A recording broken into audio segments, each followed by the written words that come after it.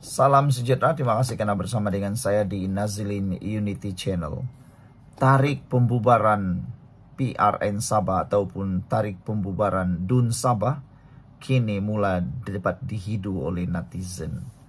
Ada yang mula meneka, mengagak bahawa pilihan raya negeri Sabah ataupun Dewan Undangan Negeri Sabah akan dibubarkan pada minggu hadapan. Itu ramalan netizen di ruangan media sosial. Mereka menyatakan itu atas beberapa faktor dan petunjuk. Antaranya petunjuk yang paling jelas apabila keputusan tentang kerjasama antara GRS, Pakatan Harapan dan Barisan Nasional sudah pun diumumkan. Keputusan itu menjadi indikator bahawa PRN Sabah sudah bersedia. Selain daripada itu, beberapa indikator lain ialah apabila HJJ sendiri memberikan bayangan Dewan Undangan Negeri Sabah akan bubar dalam masa terdekat. Sebelum kita teruskan ulasan kali ini, pada pendapat anda, bilakah Dewan Undangan Negeri Sabah bubar?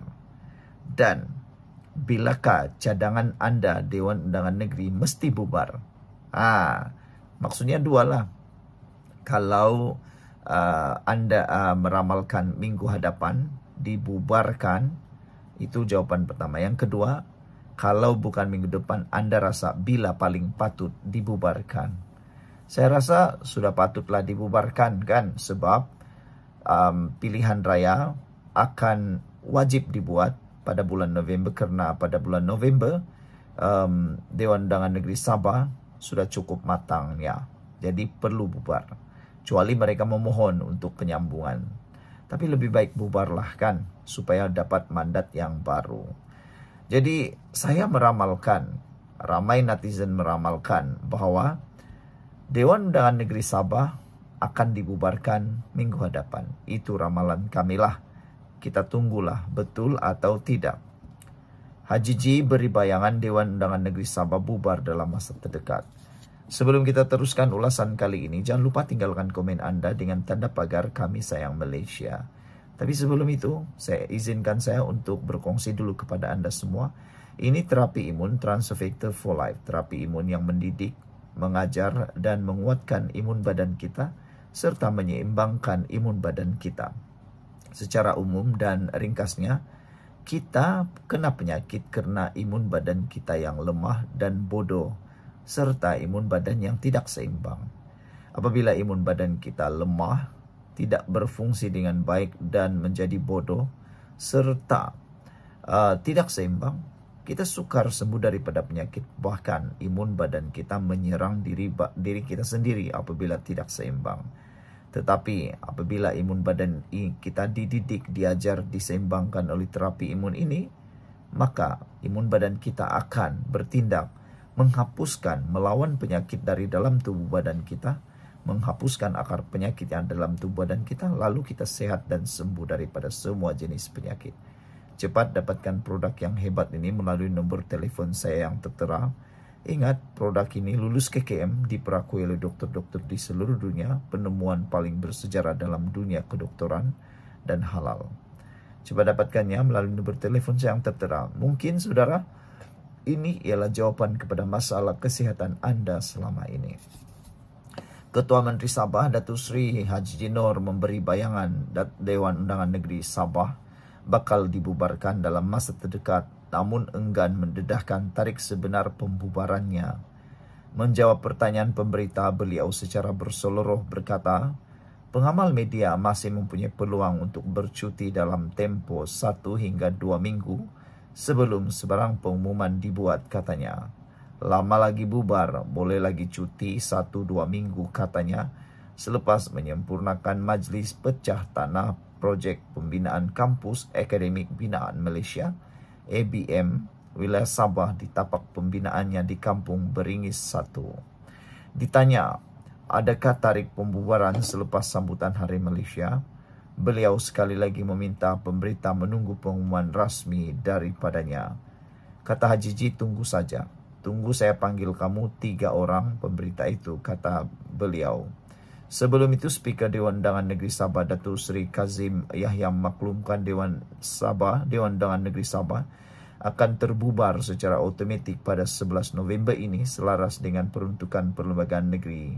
Sementara itu, dalam ucapannya, Perdana Majlis tersebut, Haji berkata, pembinaan kampus ABM itu akan menjadi pemangkin utama memperkasa golongan rakyat.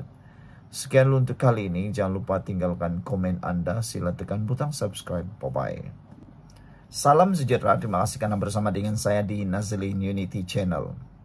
Dah buat salah, mengaku sajalah.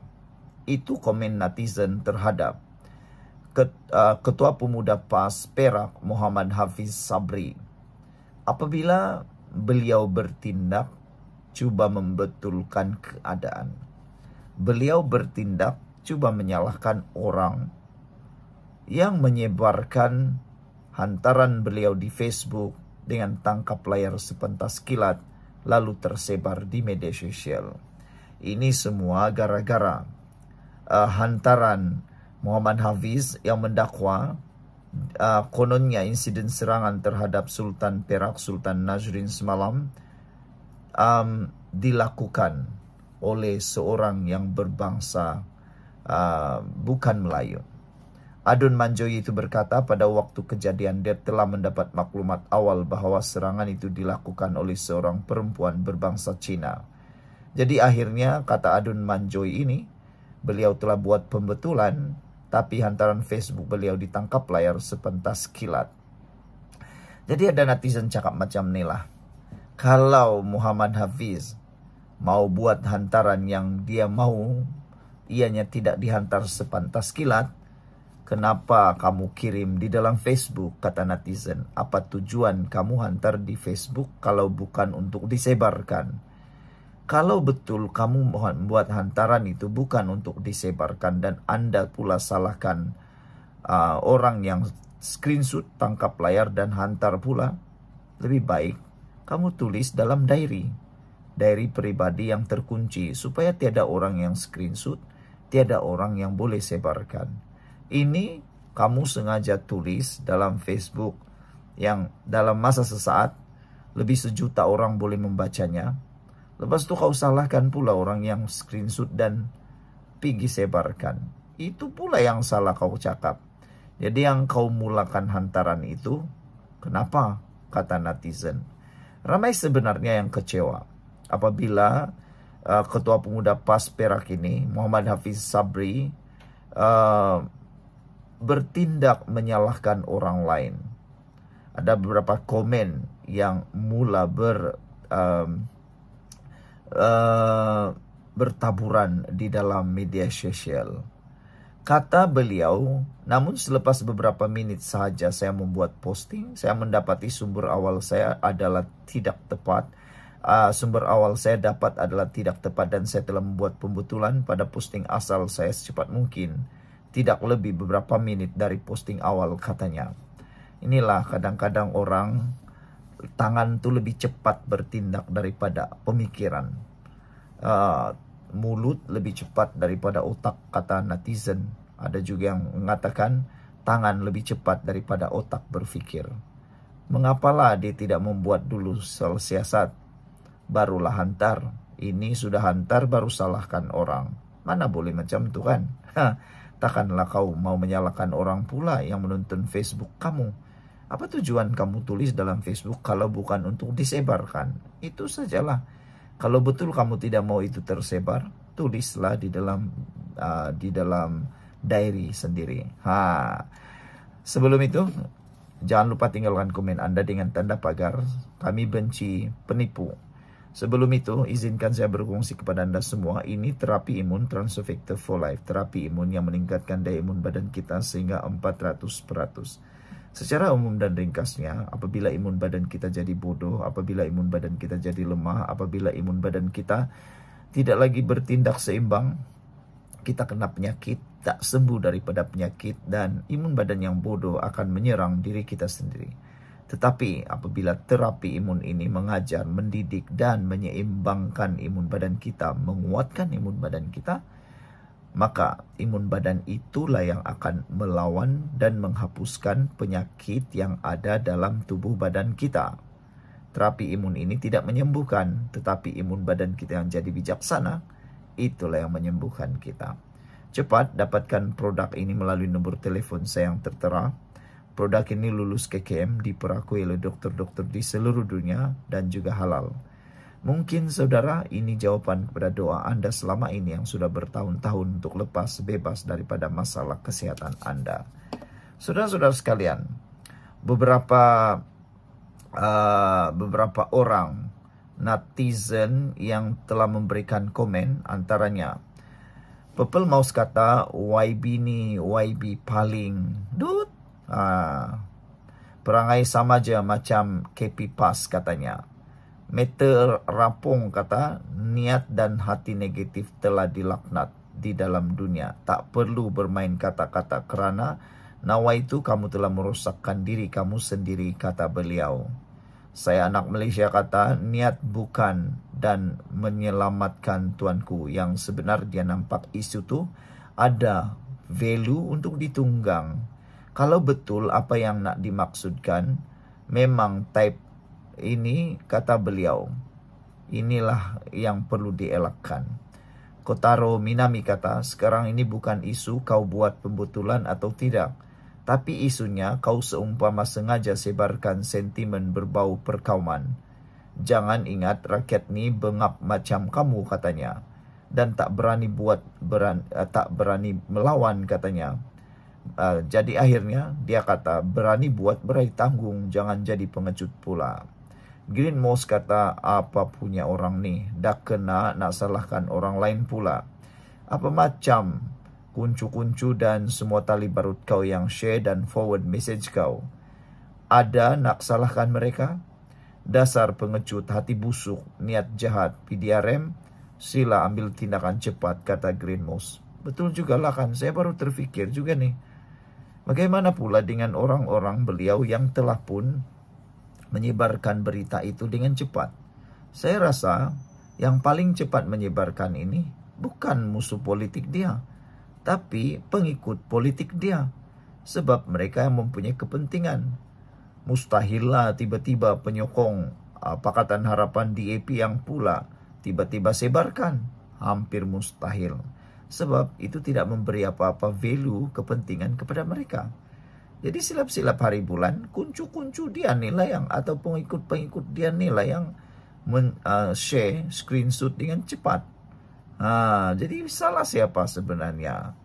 Purple Mouse kata, konon nak berkena type ini, type itu, nak burukkan DAP, akhirnya sendiri terceduk.